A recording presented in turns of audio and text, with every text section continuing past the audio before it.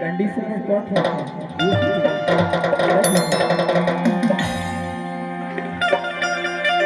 ये ठीक है यार ये कहो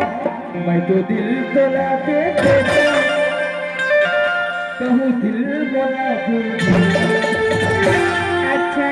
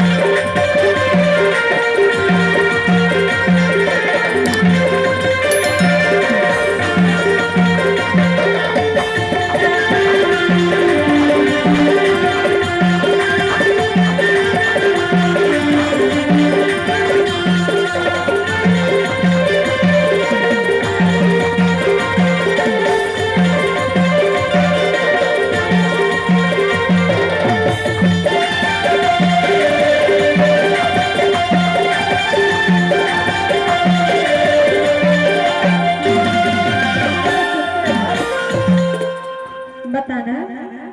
अब दिल की बात हो गई तो शर्मा जाते हैं यार शर्मा ने क्या बात है बताना हीरापुर के कैसे दूसरा बात है का अच्छी कहेंगे हीरापुर गाँव कैसे लगी तोला बहुत अच्छा लगी बहुत अच्छा लगे हाँ कहेंगे अच्छा जरा पूछा हीरापुर गाँव कैसे लगी तोला पाया बात नहीं अब बार सुधर लगी अपर सुन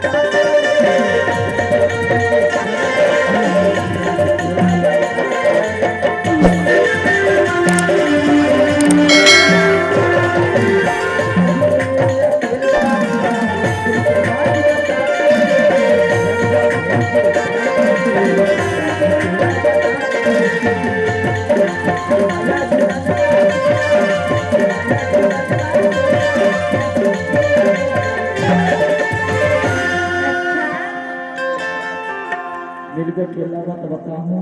हाँ पूरी बड़ीदा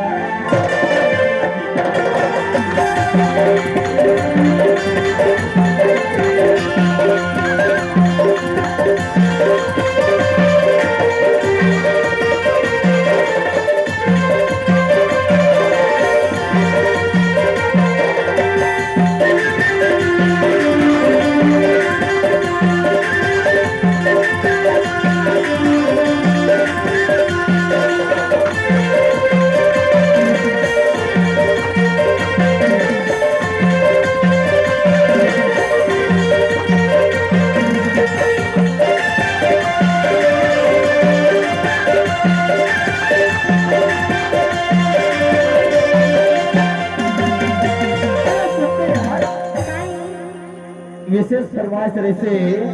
का रीचेगा का कहो अब तक तो कहना है कि